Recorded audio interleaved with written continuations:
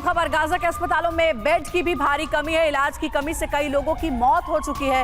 अस्पताल के गलियारों में पड़े हैं मरीज। हमले में घायल लोगों को नहीं मिल रहा है इलाज।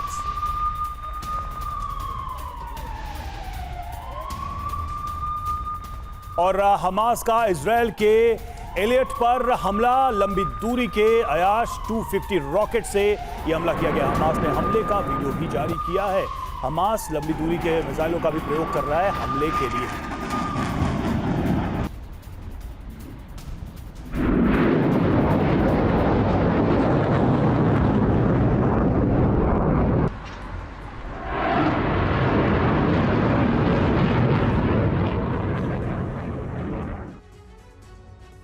तो अब आपको बताते हैं कि इजरायल अब तक कितने मोर्चों में युद्ध में घिर चुका है। मैप के जरिए हम आपको समझाने की कोशिश करेंगे, दिखाएंगे। देखिए ये पूरा मैप है जहां पर बताया जा रहा है कि इजरायल जो है कई मोर्चों पर घिर रहा है। गाजा में हमास के खिलाफ इजरायल का पिछले 19 दिनों से युद्ध जारी है। ये देखिए ईरान एक संभावित मोर्चा बन रहा है जिसमें कहा जा रहा है कि हो सकता है कि कहीं ऐसा ना हो कि जंग में वो भी कूद पड़े। और अब वेस्ट बैंक इलाके में भी इजरायली सेना को चुनौती मिल रही है। यहाँ फिलिस्तीन हमलावर और हमास के समर्थक इजरायली आर्मी पर हमले कर रहे हैं।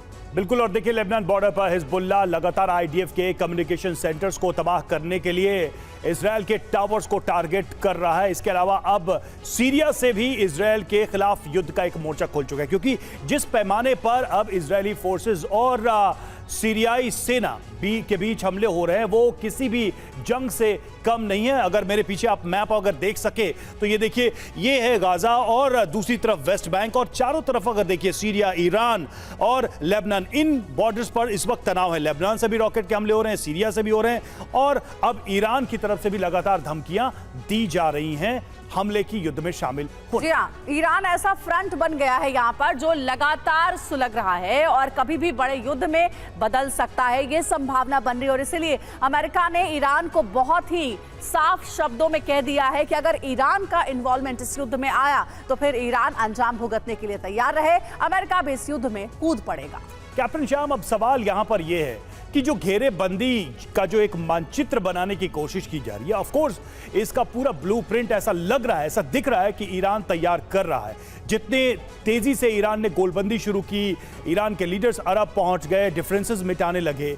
आपको लगता है कि ये मैप इतना कारगर है कि इजरायल की वो घेरेबंदी कर पाएंगे? क्योंकि युद्ध में कोई शामिल नहीं होना चाह रहा, लेकिन युद्ध में शामिल होने का आह्वान सभी कर रहे हैं एक दूसरे से।